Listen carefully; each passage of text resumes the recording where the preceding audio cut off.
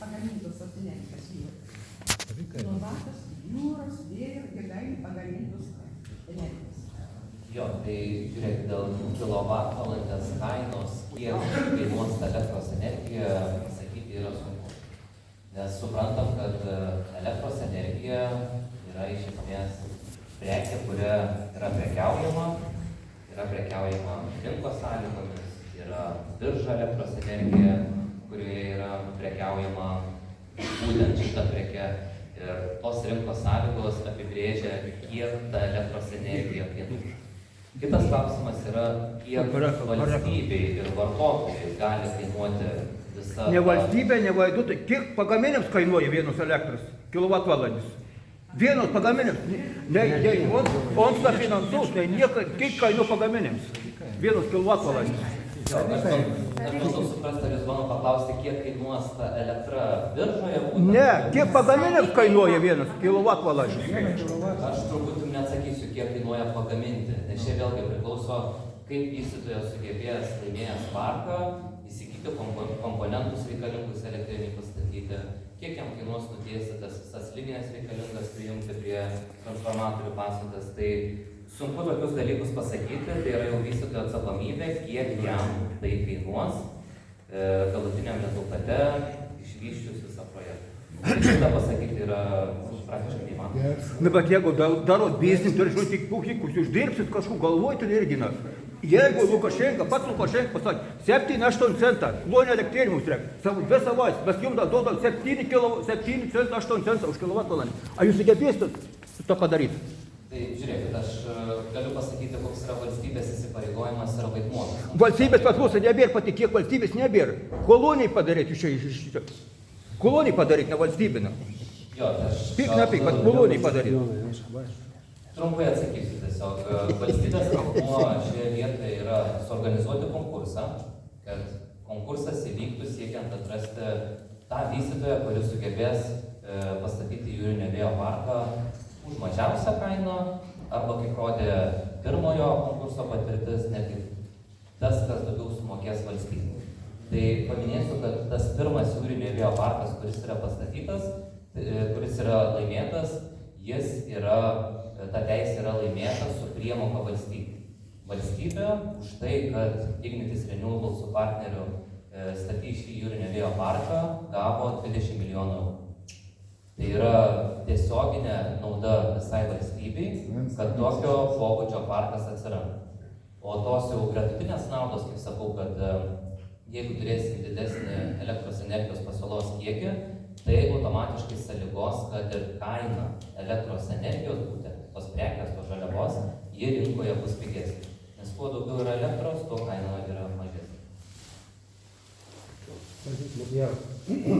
Norėjau paklausti, ar valstybė šitam projektui dalyvauja ar ne? Ir kieno pinigai, kas finansuoja aplamai šitą projektą? Valstybė. Ar valstybė prisidės? Ir kitas klausimas, ar šitą pagamintą elektros energiją bus tik tai Lietuvoje, ar jinai bus parduota? Tai taip, dėkoju už klausimą. Tai kaip ir minėjau, yra du parkai po 700 MW. Tai vienas iš jų yra, kaip ir minėjau, jau laimėtas, yra valstybei sumokėtas 20 milijonų eurų vystymo mokestis ir atitinkamai laimėtojas gauna teisę statyti tą parką. Tai reiškia, kad valstybė šitam pirmam jūrinio vėjo parke niekaip neprisideda, ji netgi gauna tą papildomą naudą, mano įvardytą 20 milijonų sumą.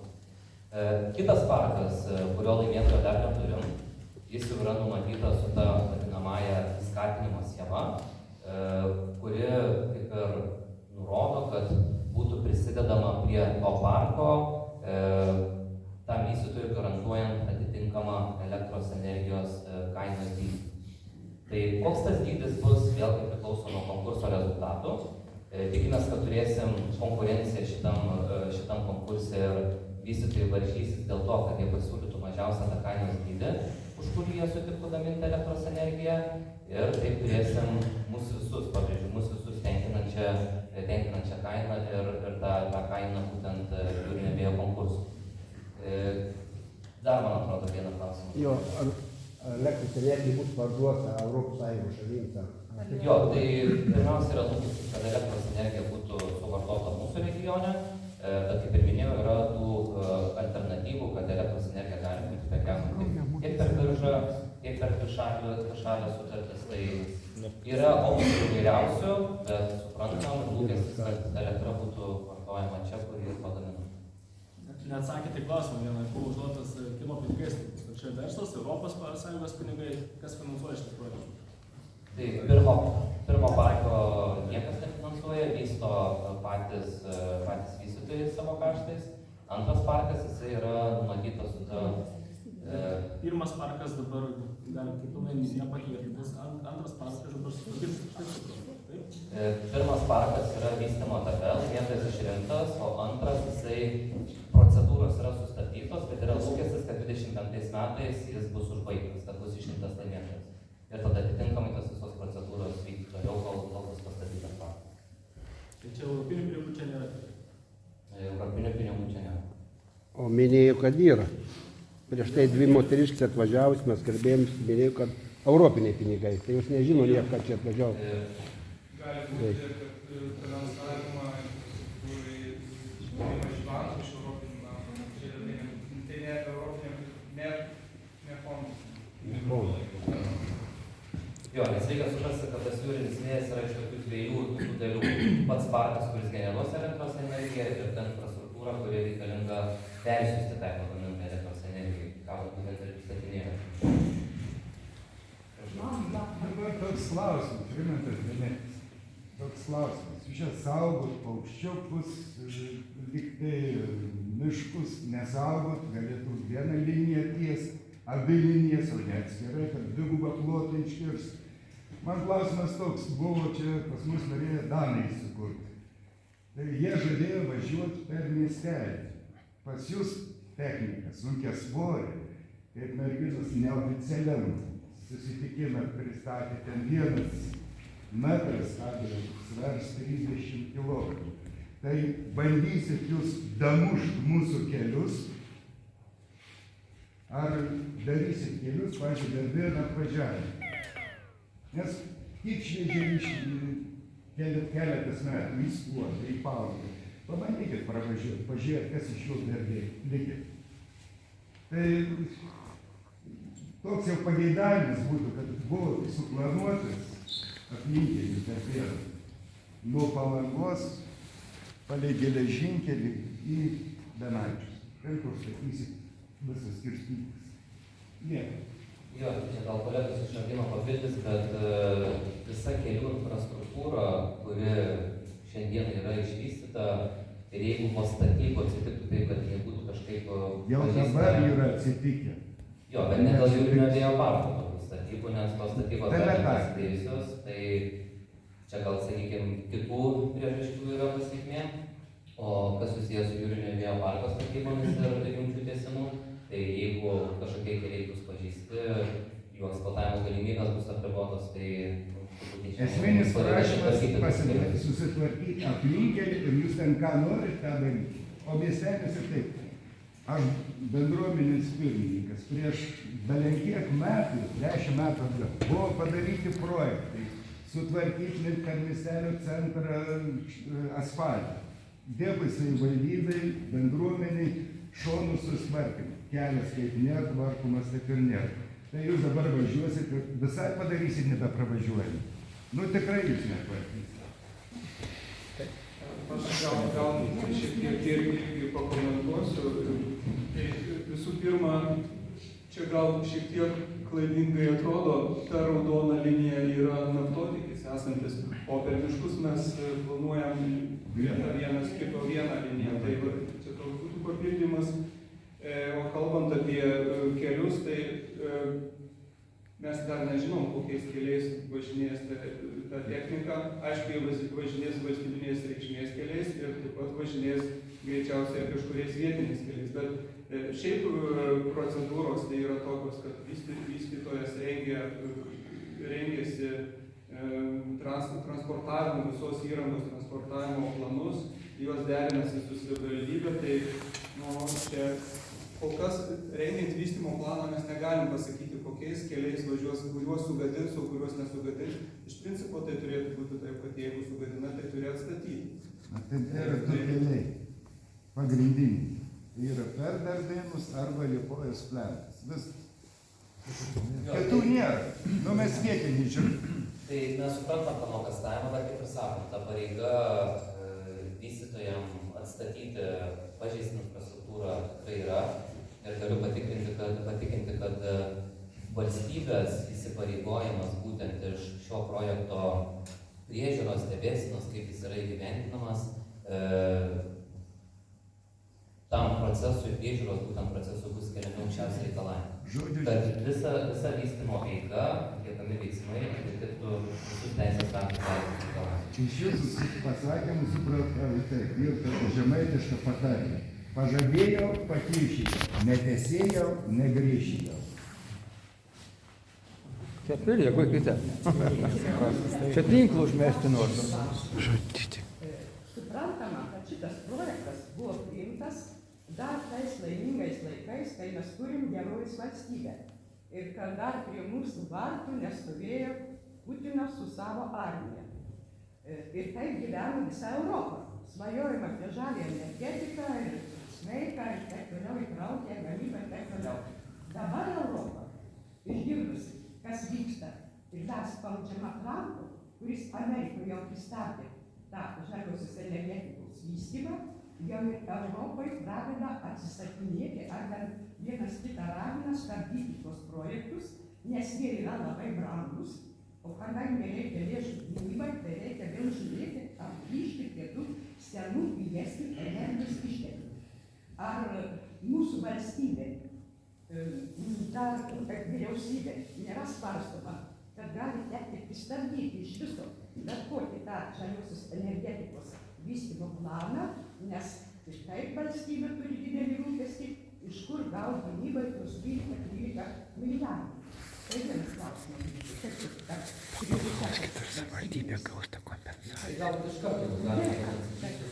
Čia nėra atstovų, kas atsakys. Man atrodo, kad sunku kalbėti už visą valstybę, kitus sektorius, kaip gynyba ir panašiai, bet aš galiu gal iš tos energetinės pusės pakomentuoti. Tai iš tikrųjų Lietuva yra įsipareigojusi siekti tos žaliosios transformacijos.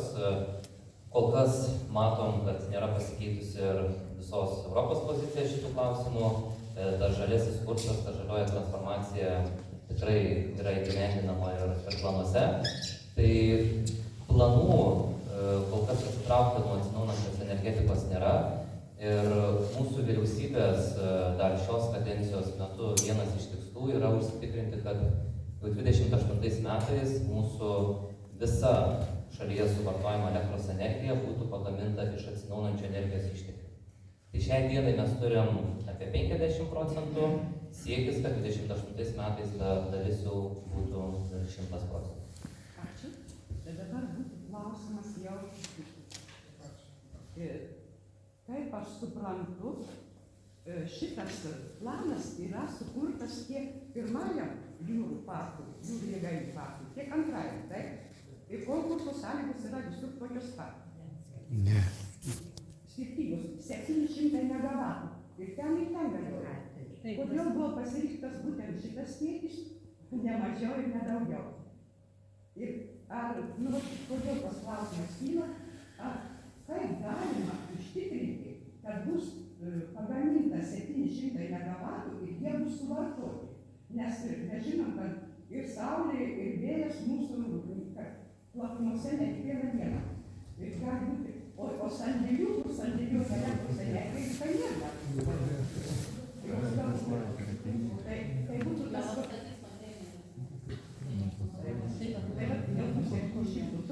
Tai gal po vieną klausimą jau galima. Čia gal turbūt labiau klausimas mums, ne Vynui. Tai 700 megavatų vieno parko dydis, tai yra tikrai pasirinktas ne veltui, buvo atlikti įvairūs vertinimai, įvairios studijos. Kiek Lietuvai kaip regionui yra tikslinga turėti to jūrinio vėjo galingumo jūroje, tai būtent tų studijų pagrindų ir buvo nustatyta, kad tikslinga yra vystyti 2 parkus, kurių bendra galia yra 1 gigavatas 400 megavatų. Dėl elektros energijos suvartojimo, kuri bus pagaminta tame jūriniam vėjo parke, tai reikia turbūt čia 2 dalykus išskirti. Tai pirma, kaip ir minėjau, mes šiai dienai dar turime tą elektros energijos deficitą. Daugiau yra ne visą suvartojamą elektros energiją pasigaminame patys. Kaip žinia, turime dalį elektros energijos ir eksportuoti iš kitų rinkų. Ir kita dedamoji tai yra irgi ilgalaikė projekcija, kad mūsų kaip šalies suvartojimas ilgainiui turėtų didėti. Tiek pramonės dėka, tiek kitų vystomų projektų dėka yra lūkesčių ir vizijų, kad tas suvartojimas kiekis ilgainiui didėtų ir būtent ta elektros energija galėtų būti suvartojama. Dabar klausimas dėl kabelių. Jeigu jau yra tas projektas apie parką ir jau pirmajam parkui jau turit vykdytoją, tai kaip bus kasamos tos tranšėjos pirmam ir antram planui, parkui? Ar pirmą iškas vieną išraus, ten viską sudarys techniką, paskui po tiek laiko atsiras antro parko vykdytojas planų, vėl iš naujo visą techniką, vėl antram parkui. Ar čia vienu metu bus kasama? Jeigu vienu metu tai tranšėja, turės būti dvigubai platesnė, ta apsaugos nužolė, ne 20 metrų, jau 40. Kaip bus su techniškai šitie dalykai? Ar bus kasama abiem kabeliam iš karto? Ar 2 kartus? O kas mokės už tai? Kas, nes jeigu nėra dar vykdytojo antrajam parkui, iš kur paims pinigų, kas mokės už tą antrąjį tranšėją ant tai kabelį? Moka už servitutus ir patikrintus mikrofoną. Moka už servitutus ir patirtus nuostolius vystytojas, tai yra kabelių savininkas. Tai jeigu kabelių vieno vystytojo nebus, o kitas jau pradės darbus, tai akivaizdu, kad bus tai 20 metrų plotyje darbai vykdomi ir už tai bus sumokami, o kai atsiras antras parko vystytojas, tada jisai lygiai tą patį darys savo koridoriaus plotyje. Aš įsivaizduoju, kad net jeigu tuo pačiu metu atsirastų abu vystytojai ir jie pradėtų darbus, nebūtinai jie tuo pačiu metu tuos darbus vykdys. Tai čia yra ne vystymo plano klausimas, čia yra darbų vykdymo klausimas. Čia yra šiek tiek ne mūsų atveju, taip mes kažkaip komentuojame. Ir jeigu nežinoma yra, kaip sakė, tikslios kabelių paklojimo zonos, tai galbūt keisis, jeigu kažkas keisis, nežino tikslių, tai gali keisis skaičius tų sklypų savininkų, kurių dabar sklypai yra numatyti kažkaip panaudoti. Ir kaip jie bus informuoti. Vėl iš naujo viskas tas informavimas. Ne, tai sklypų skaičius nesikeis, kabeliai bus klojami tuose koridoriuose, 20 metrų pločio koridoriuose. Tik tai po to, kadangi pagal Lietuvos Respublikos specialių žemės naudojimo sąlygų įstatymą yra taip, kad apsaugos zona yra nustatoma 1 metro atstumu, tai paklojus kabelius turėtų būti perregistruota apsaugos ir užregistruota kabelio apsaugos zona ir tada sumažės apsaugos zonos plotis. Tai tik tai tiek, bet tas koridorius, servitutas koridoriui išliks tik 20 metrų zonoje, bet jis ir nesiplės ir nesumažės.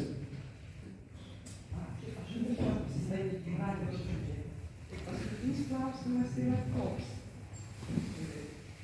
Vadinasi, gana dideliai Darbėnų seniūnijos teritorijoje, pačioj įdomiausioj mūsų rajonų savivaldybės priimtam strateginiam planui, kad mūsų strategijos prioritetas yra rekreacija vystyti, visus tos objektus, kurie reikalingi poilsiui ir rekreacijai, tai va šita teritorija, kuri arti jūros, arti Palangos, arti Šventosios ir kurioje jau dabar atsiranda vis daugiau tų rekreacijai skirtų objektų, pristabdyta ir šita vystymosi kryptis jau panaikinta, taip merė. Jūs tam pritarėte, kad tas nebereikia. Čia vystyti tokių objektų, poilsių ir rekreacijos. Niekas tai nėra šaukęs. Jeigu neleis statyti, pasižiūrėkit, kokie reikalavimai.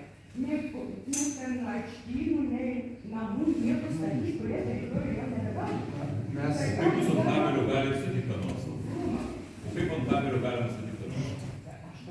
Bet mes šitą priimam, tai šitą zoną nurašom nuo projektų zonos. O jūs pasižiūrėjot planą, gerbiami Jūratė? Kurioje vietoje, ar čia yra gyvenamai zonai? O ko gali žinoti? Ne, tai čia planas yra išdėlioti. Ne, kokiais tai jūs matot? Mes nei per esamas, nei per planuojamas rekreacinės teritorijas neėmėme su savo kabeliu. Mes netrukdome rekreacijai, tai kas yra suplanuota oficialiuose dokumentuose. Jeigu jūs planuojate kažką, tai daugiau. Aš planuoju statyti didelius poilsio namus, kurie jau nusižiūrėjusi sklypą, ten sutarusi pirkti. Ir viskas. O jūs apie tai nežinojot. Taip pat mes nežinom, pavyzdžiui, ką dar Vilniuose sugalvos kada nors statyti kokią gamyklą Danai. Šitų iš anksto projektuoti negalima. Bet jau dabar yra tai teritorijai uždėtas kryžius. Kabeliui, vieno parko kabeliams 20 metrų, kito parko kabeliams 20 metrų. Aš skaičiau, kokie bus draudimai toms zonoms, pro kurias eis. 20 metrų.